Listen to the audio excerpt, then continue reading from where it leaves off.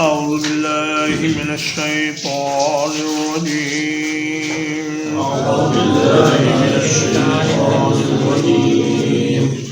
إن الله يأمر بالعدل والإحسان.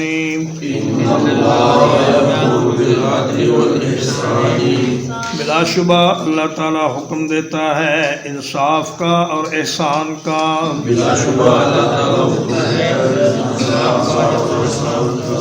وَإِيتَاءِ ذِي الْقُرْبَى، اور رشتہ داروں کو دینے کا. وَيَنْهَى عَنِ الْفَحْشَاءِ وَالْمُنْكَرِ وَالْبَغْيِ،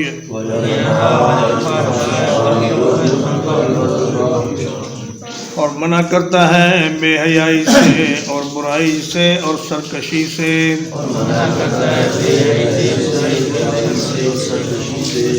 یعظکم لعلکم تذکرون، اللہ تمہیں واعظ کرتا ہے تاکہ تم نصیحت حاصل کرو.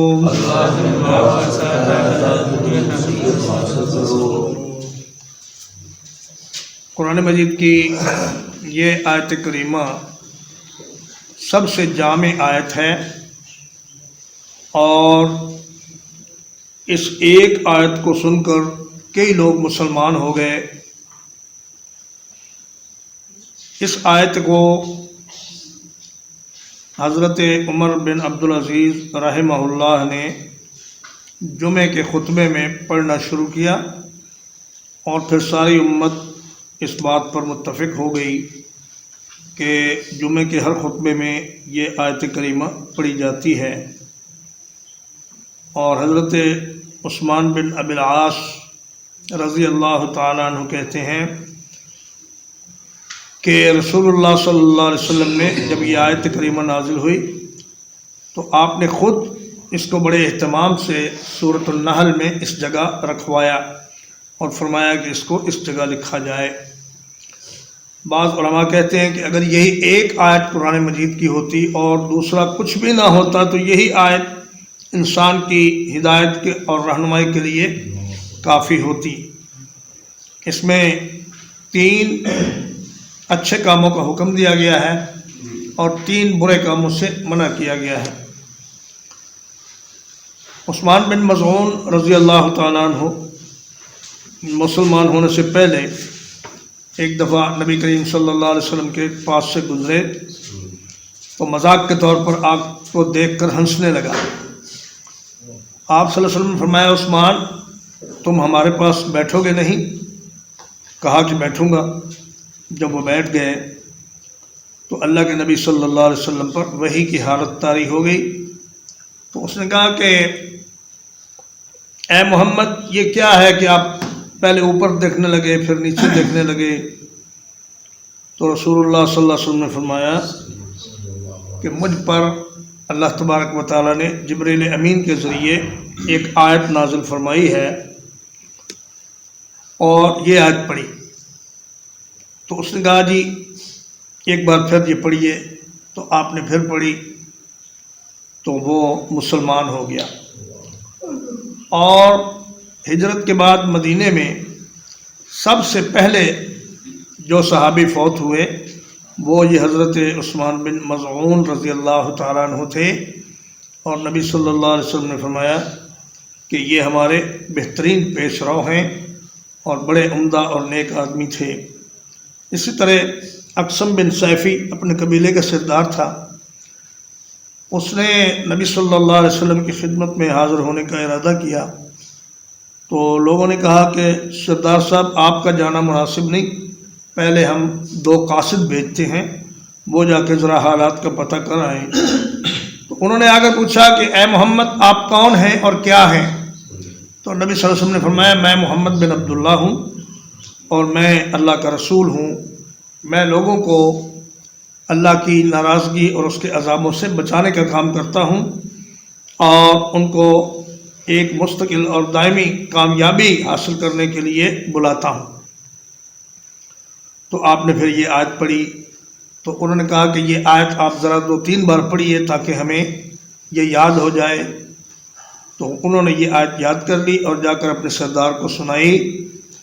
تو اس نے کہا کہ اے میری قوم، یہ تو ایسا نبی ہے کہ جو تمام بہترین کاموں کا حکم دیتا ہے اور تمام برے کاموں سے روکتا ہے، لہٰذا تم سارے کے سارے جلدی جلدی مسلمان ہو جاؤ۔ فرمایا ان اللہ یأمر بالعدل، اللہ تعالیٰ عدل کا حکم دیتا ہے۔ عدل کا لفظی معنی تو ہے انصاف اور برابری، لیکن مختلف حالات میں اس کا معنی مختلف ہو جاتا ہے۔ اللہ کے ساتھ انسان کا عدل یہ ہے کہ وہ اللہ کی صفات اور اس کے احکام میں کسی قسم کی کمی بیشی نہ کرے، نہ اللہ کی کسی صفت کا انکار کرے اور نہ مخلوق میں کوئی ایسی صفت مانے جو اللہ کی صفت جیسی ہو، اور افراط و تفریط سے ہٹ کر اعتدال کا راستہ اختیار کرے۔ اور اپنے نفس کے ساتھ عدل یہ ہے کہ اللہ کے حکموں کو اپنے نفس کی خواہش پر مقدم رکھے، اور مخلوق کے ساتھ عدل یہ ہے کہ ان کا حق ان کو پورا دیا جائے اور کسی کا حق نہ مارا جائے۔ اور فرمایا کہ وَإِذَا حَكَمْتُمْ بَيْنَ النَّاسِ أَن تَحْكُمُوا بِالْعَدْلِ، جب لوگوں کے درمیان فیصلہ کرو تو انصاف سے فیصلہ کرو اور کسی آدمی کا حق ضائع نہ ہونے پائے۔ والاحسان، اور فرمایا احسان کا اللہ حکم دیتا ہے۔ احسان اگر الہ کے صلے کے بغیر ہو تو اس کا معنی ہوتا ہے کسی کام کو عمدہ طریقے سے کرنا۔ جیسے آدمی کہتا ہے احسنت العمل، میں نے کام کو اچھے طریقے سے کیا۔ اور نبی کریم صلی اللہ علیہ وسلم کی حدیث ہے، آپ نے فرمایا کہ ان اللہ کتب الاحسان فی کل شیء، اللہ نے ہر چیز میں احسان کو فرض کر دیا ہے۔ فَإِذَا قَتَلْتُمْ فَأَحْسِنُوا الْقِتْلَةَ فَإِذَا قَتَلْتُمْ فَأَحْسِنُوا الْقِتْلَةَ، فرمایا جب تم کسی کو قتل کرو تو اچھے طریقے سے قتل کرو، یعنی اس کو اذیت دے کر نہ مارو، اس کے اعضاء نہ کاٹو، بلکہ تلوار کے ایک ہی وار سے اس کو قتل کر دو۔ جیسا کہ سعودی عرب میں قصاص کے قتل کے مجرم کو جلاد ایک ہی وار میں اس کی گردن جسم سے جدا کر دیتا ہے اور وہ چند منٹوں میں ٹھنڈا ہو جاتا ہے، اپنے انجام کو پہنچ جاتا ہے۔ تو کسی کو اذیت دے کر یا بھوکا رکھ کر یا اس کے اعضاء کاٹ کاٹ کر مارنا، اس سے اللہ کے نبی صلی اللہ علیہ وسلم نے منع فرمایا۔ فرمایا کہ وَلْيُحِدَّ أَحَدُكُمْ شَفْرَتَهُ وَلْيُرِحْ ذَبِيحَتَهُ، جب تم کسی جانور کو ذبح کرنے لگو تو خود چھری سے اس کو ذبح نہ کرو کہ اسے تکلیف نہ ہو، اور اسے تیز چھری کے ساتھ ذبح کرو اور اپنے ذبیحہ کو آرام پہنچاؤ، اس کو اذیت میں مبتلا نہ کرو۔ اللہ نے انسانوں کے ساتھ تو احسان کا حکم دیا ہی ہے، مگر جانوروں کے ساتھ بھی اللہ نے احسان کا حکم دیا ہے۔ بخاری شریف کی حدیث ہے کہ ایک فاحشہ عورت ایک کتے کو پانی پلانے کے سبب جنت میں چلی گئی، اور ایک نیک بی بی ایک بلی کو باندھ کر بھوکا مارنے کی جرم میں جہنم میں چلی گئی۔ تو اسلام نہ صرف یہ کہ انسانوں کے ساتھ احسان کا حکم دیتا ہے بلکہ جانوروں کے ساتھ بھی۔ اور جبریل امین نے جب آپ سے پوچھا کہ اخبرنی عن الاحسان یا رسول اللہ، اللہ کے رسول مجھے بتائیے احسان کیا ہے، تو آپ نے فرمایا احسان یہ ہے کہ ان تعبد اللہ کأنک تراہ، بہترین حالت انسان کے ایمان کی اور عبادت کی یہ ہے کہ وہ یہ سمجھے کہ میں اللہ کو دیکھ رہا ہوں۔ لیکن اگر معرفت الہی کی یہ منزل حاصل نہ ہو تو پھر کم از کم اتنا ضرور سمجھے کہ فَإِن لَمْ تَكُنْ تَرَاكَ فَإِنَّهُ يَرَاكَ، اگر آپ اللہ کو دیکھنے کا تصور نہیں کر سکتے اور اس درجے پر نہیں پہنچے تو اتنا ضرور ہو کہ آپ یہ سمجھیں کہ اللہ مجھے دیکھ رہا ہے۔ مالک جب نوکر کو دیکھ رہا ہو تو نگرانی کے احساس کے ساتھ نوکر اور غلام بڑا اچھا کام کرتے ہیں، اور اگر دیکھ نہ رہا ہو تو پھر اس میں کوتاہی ہو جاتی ہے۔ تو اگر انسان یہ سمجھے کہ اللہ میرے ہر عمل کو دیکھ رہا ہے تو پھر وہ غلط کاری سے بچ کے رہتا ہے۔ دوسری بات یہ ہے کہ اللہ پاک عدل سے ذرا بلند ہو کر احسان کو پسند فرماتا ہے۔ ایک تو ہے کہ آپ دوسروں کو ان کا حق دے دیں، اور احسان یہ ہے کہ حق سے کچھ زیادہ دے دیں، اپنا حق کم لے لیں، دوسرے کو حق زیادہ دے دیں، اور ان کے ساتھ مہربانی اور مروت سے پیش آئیں، جیسے کہ اللہ تعالیٰ نے فرمایا وبالوالدین احسانا۔ اللہ کا یہ حکم ہے کہ اپنے والدین کے ساتھ احسان کرو، اور جیسے قارون سے ان کی قوم نے کہا کہ وَأَحْسِن كَمَا أَحْسَنَ اللَّهُ إِلَيْكَ، تم لوگوں کے ساتھ احسان کرو جیسے اللہ نے تمہارے ساتھ احسان کیا۔ تو عدل بہت اچھی بات ہے، لیکن اسلام یہ چاہتا ہے کہ آپ عدل سے ذرا اور بلند ہو جائیں، اور احسان اور مروت اور رواداری اور اپنا حق چھوڑ کر دوسرے کا حق پورا کرنے کو اپنی زندگی کا دستور بنائیں۔ وَإِيتَاءِ ذِي الْقُرْبَى، اور اللہ تعالیٰ رشتہ داروں کو دینے کا حکم دیتا ہے۔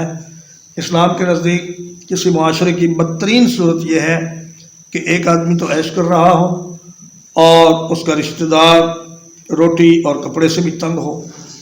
اور ایتاء ذی القربیٰ کا ایک معنی یہ بھی ہے کہ جب آپ اپنے گھر میں کوئی اچھی ڈش بنائیں تو اس میں سے اپنے غریب رشتہ داروں کی طرف بھی کچھ بھیج دیا کریں، اور دیکھتے رہیں کہ آس پاس کوئی آدمی اگر مجبور ہے، غریب ہے، بھوک سے مر رہا ہے، تو آپ کے مال میں اللہ نے اس کا حق بنایا ہے، اور یہ آپ کی ذمہ داری ہے کہ آپ اس غریب رشتہ دار کو سنبھالیں، اس کا خیال کریں۔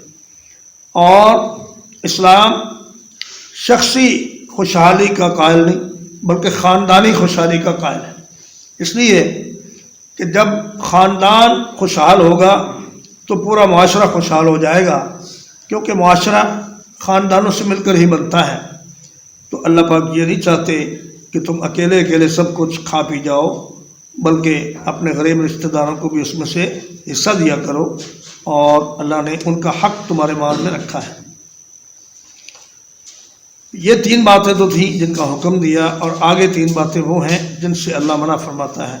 وَيَنْهَا عَنِ الْفَحْشَاءِ، فحشاء کہتے ہیں ہر اس برائی کو جو حد سے بڑی ہوئی ہو، جیسے کہ زنا ہے، لواطت ہے، اور عورتوں سے جنسی گفتگو ہے، اور عریاں ڈرامے دیکھنے ہیں، اور نفسانی خواہشات کے تحت جو بھی انسان تصویریں دیکھتا ہے یا فلمیں دیکھتا ہے یا ڈرامے دیکھتا ہے یا بہت زیادہ بخیلی کرتا ہے۔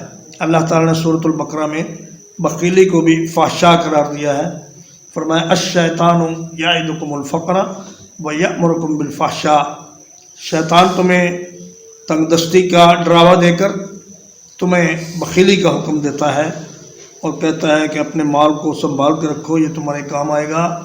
حالانکہ مال دینا یہ اللہ کا کام ہے، اور اللہ کا یہ فیصلہ ہے کہ جو جتنا زیادہ دے گا اس کو اتنا زیادہ ملے گا۔ تو فرمایا کہ اللہ پاک ہر قسم کی بے حیائی سے منع فرماتا ہے، اور بے حیائی کے جتنے بھی کام ہیں ان سب سے بچ کے رہو۔ والمنکر، اور برائی سے بچ کے رہو، وہ چیز جو معاشرے میں بری سمجھی جائے اور دین میں بری سمجھی جائے ان تمام کاموں سے بچ کر رہو۔ والباغی، اور سرکشی سے بھی بچ کر رہو، کہ کسی پر ظلم کرنا، زیادتی کرنا، کسی کو گالی گلوچ دینا، اور جب جھگڑا کرنا تو گالیاں بکنا، اور دوسرے پر ہاتھ اٹھانا، دست درازی کرنا، یا کسی کی عزت پر حملہ کرنا، یہ سب سرکشی میں داخل ہے۔ یعظکم لعلکم تذکرون، اللہ تمہیں واعظ فرماتا ہے، اور یہ بات ایسے سرسری نہیں بلکہ اس لیے فرما رہا ہے کہ تم اس نصیحت کو قبول کرو۔ اگر تم یہ نصیحت قبول نہ کرو تو پھر تمہیں کچھ فائدہ نہیں ہوگا۔ وَأَوْفُوا بِعَهْدِ اللَّهِ إِذَا عَاهَدتُّمْ، اور پورا کرو اللہ کے وعدے کو جب تم آپس میں عہد و پیمان کرو۔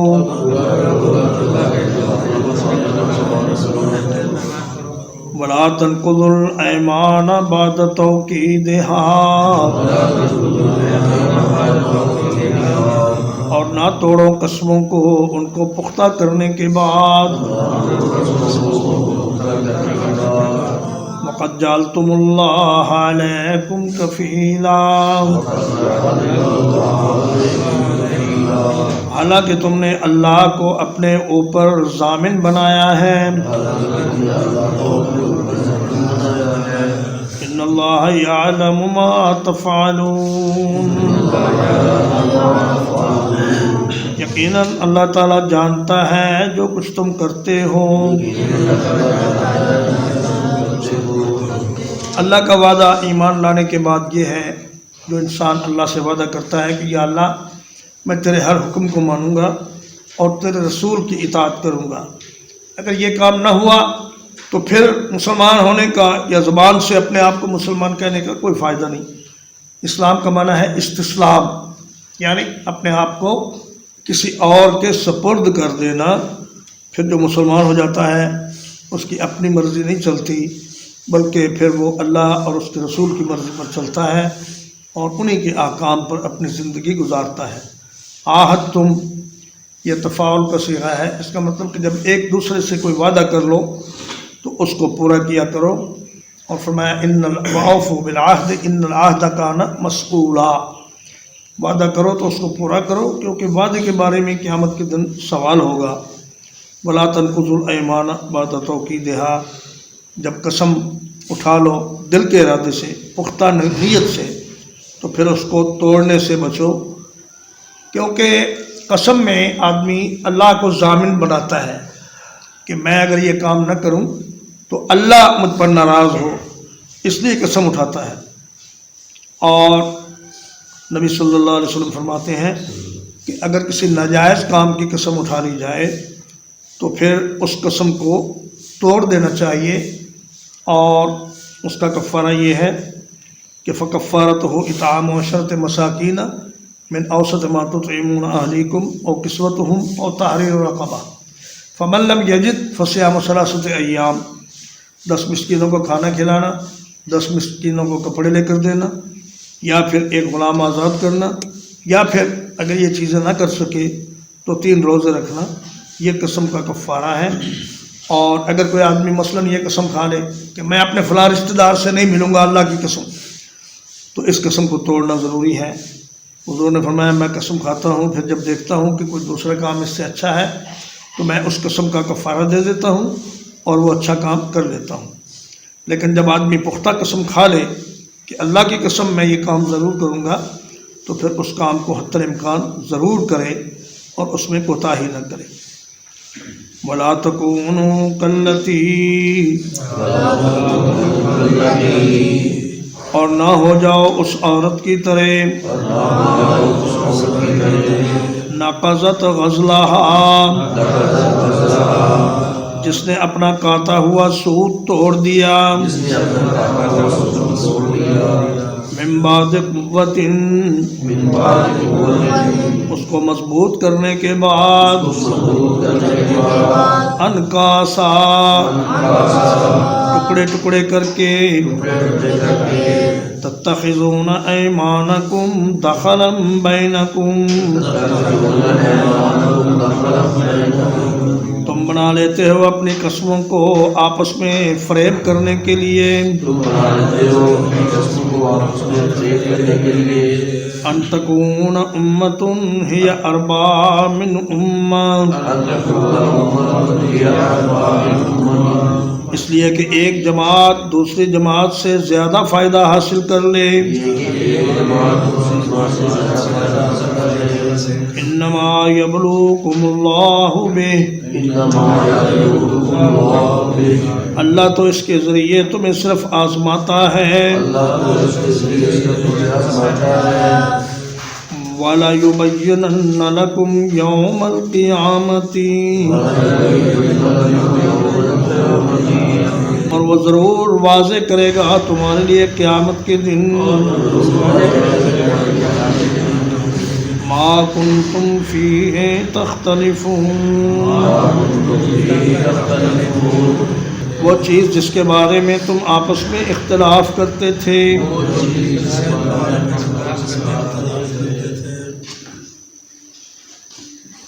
غزل کہتے ہیں اون یا کپاس کے بنائے ہوئے دھاگے کو، اون کو کاٹ کر یا روئی کو کاٹ کر جو دھاگا بنایا جاتا ہے اسے کہتے ہیں غزل۔ غزل یغزل کا معنی ہے کاٹنا۔ تو تفسیر ابن ابی حاتم میں ہے کہ مکہ مکرمہ میں ایک پاگل عورت تھی جو سارا دن سوت کاٹتی اور پھر شام کو اس کو کاٹ کر ٹکڑے ٹکڑے کر دیتی۔ فرمایا ایسے نہ ہو جاؤ کہ نیک اعمال کرتے کرتے پھر ایسا کوئی غلط کام کر لو کہ جس سے سارے اعمال ہی ضائع ہو جائیں، تمہارا قطع قطایا سوت سارے کا سارا ٹکڑے ہو جائے اور تم بیٹھ کر ہاتھ ملتے رہو کہ یہ کیا ہو گیا۔ تتخذون ایمانکم دخلا بینکم، دخل کا معنی ہوتا ہے کسی چیز کو دوسری ایسی چیز میں ملا دینا جو اس میں سے نہ ہو، جیسے چائے کی پتی میں چنے کے چھلکے ملا دینا یا پسی ہوئی مرچوں میں پسی ہوئی اینٹیں ملا دینا، یا اس قسم کی جتنی بھی بے ایمانی اور فراڈ کی قسمیں ہیں وہ سب دخل کہلاتی ہیں۔ تو فرمایا کہ ایک دوسرے کے ساتھ دھوکے بازی کرنے کے لیے قسمیں نہ کھاؤ اور دوسرے کا حق مارنے کے لیے قسمیں کھا کر ان کو نقصان نہ پہنچاؤ، اس لیے کہ ایک جماعت دوسری جماعت سے زیادہ مال اکٹھا کر لے، اور اللہ تبارک و تعالیٰ تمہیں ان قسموں کے ذریعے آزماتا ہے کہ تم اللہ کا نام لے کر جو کام کرنے کا وعدہ کرتے ہو کیا اس کو پورا کرتے ہو یا نہیں کرتے۔ ترجمہ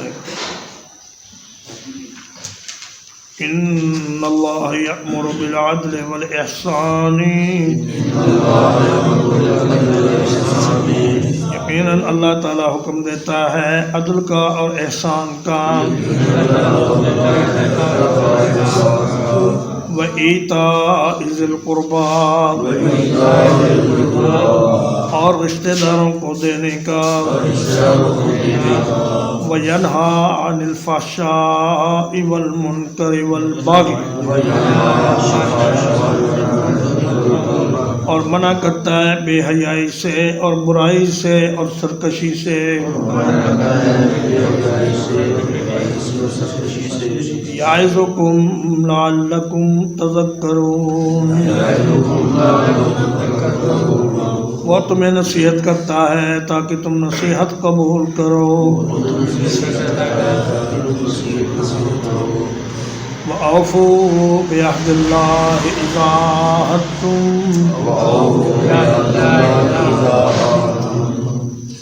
اور اللہ کے وعدے کو پورا کرو جب تم آپس میں عہد و پیمان کرو۔ وَلَا تَنقُضُوا الْأَيْمَانَ بَعْدَ تَوْكِيدِهَا، اور قسموں کو نہ توڑا کرو پختہ کرنے کے بعد۔ وَقَدْ جَعَلْتُمُ اللَّهَ عَلَيْكُمْ كَفِيلًا، حالانکہ تم نے اللہ کو اپنے اوپر ضامن بنایا ہوتا ہے۔ ان اللہ یعلم ما تفعلون،